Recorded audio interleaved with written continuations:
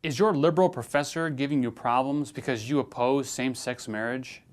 If so, you need some quick rebuttals that show how same-sex marriage doesn't work. Keep watching because we're going to help you fight back. You were right 100 times on the blackboard. I will be politically correct in class. We don't say traditional marriage in this class. That is bigoted. The Bible is not history.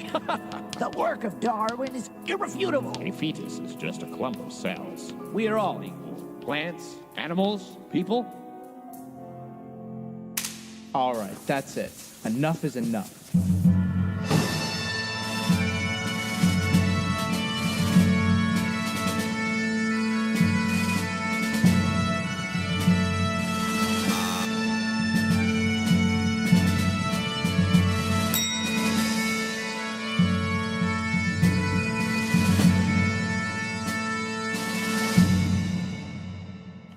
Before jumping into the topic, I want to say that we have no intention to defame or disparage anyone. By intellectually opposing individuals or organizations that promote the homosexual agenda, our only goal is to defend the sacred institution of marriage and the family and protect the treasures of Christian civilization. You and I have every right to defend the truth in charity. Okay, let's go to our first reason. Number 1. It's not marriage. Calling something marriage does not make it marriage. Marriage has always been the covenant between a man and a woman. That's how children come into the world. That's how families are formed. A man and a woman has nothing to do with it. Why does that, nothing to do with it. Why does that offend you? Shame on your definition of marriage. Same-sex unions are not marriages because they deny the self-evident distinction between male and female, between mother and father. It's very simple. Two entirely different things cannot be called the same thing. Number 2. It violates natural law. Marriage is not just any relationship between two people. It's deeply rooted in human nature itself, which is governed by natural law. Now, natural law's most basic precept is this: to do what's good and avoid what's evil. By reason, we know what is morally good or bad. Thus, we understand the purpose of our actions. In marriage, the procreative act of husband and wife has a primary purpose, procreation. To intentionally circumvent that purpose violates natural law and the objective norm of morality. Every child should be raised by his natural mother and father. This rule is confirmed by the obvious difficulties faced by orphan children. A child who lives in a same-sex union environment is never going to have his biological mother or father. He will always be missing a mother or father role model. Through this, we can see that the homosexual movement downgrades and discards motherhood and fatherhood as something necessary for a child, even when children themselves naturally crave for a mother or father.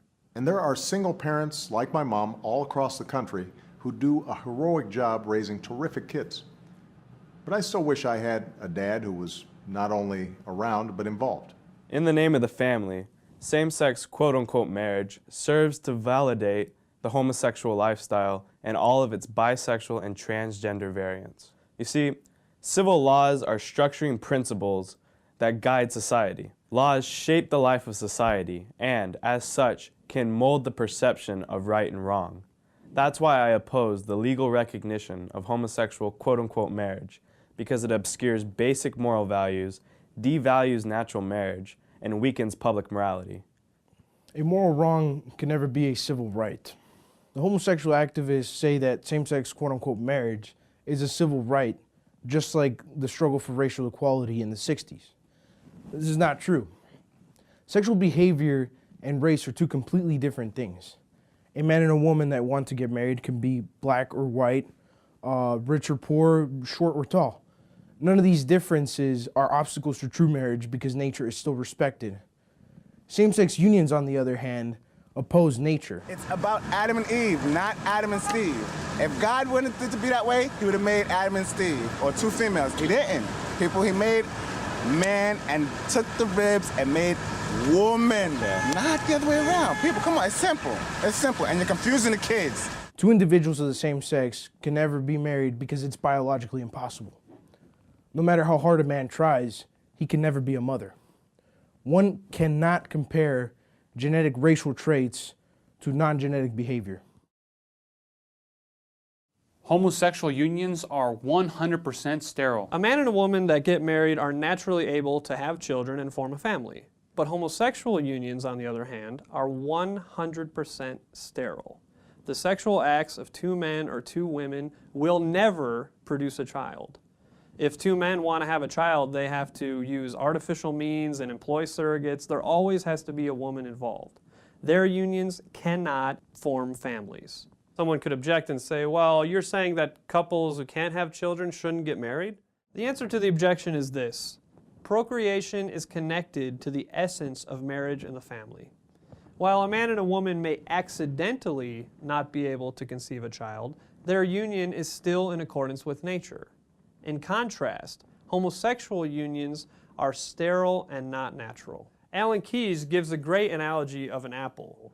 If the apple has a worm inside of it, or if it's rotten, it's still an apple. Whereas an orange will never be an apple, no matter what you do to it. It's the same thing with homosexual unions. They will never beget families. It defeats the state's purpose of benefiting marriage. One of the reasons why the state gives benefits to true marriage is this. By nature and by design, marriage provides children with the normal conditions for a stable, beneficial, affectionate, and moral atmosphere.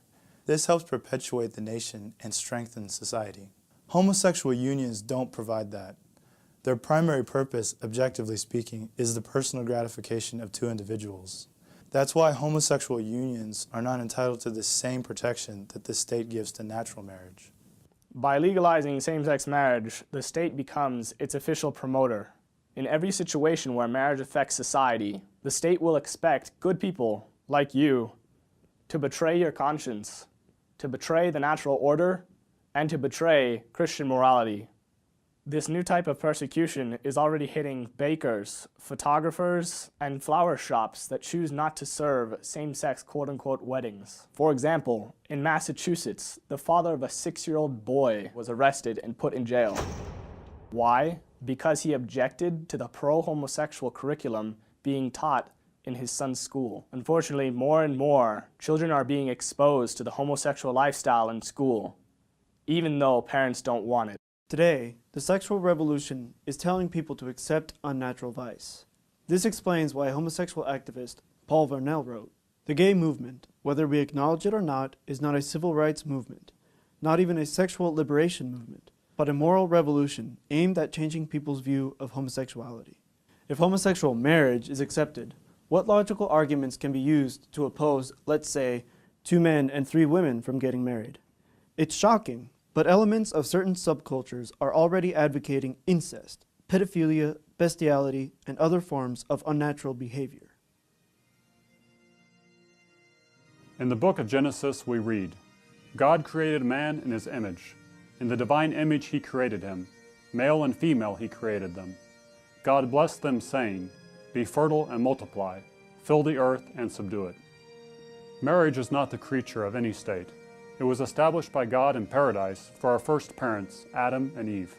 Whenever we violate the natural moral order established by God, we sin. That's why same-sex marriage is wrong, and that's why it must be opposed. Natural marriage is on the right side of history. Stand on the right side of history. Defend God's marriage. And be on the right side of history. I hope you enjoyed this episode of Fight Back, and please share this video with your friends. To get future episodes of Fight Back, I invite you to subscribe to our weekly TFP Student Action newsletter by clicking here. God bless you.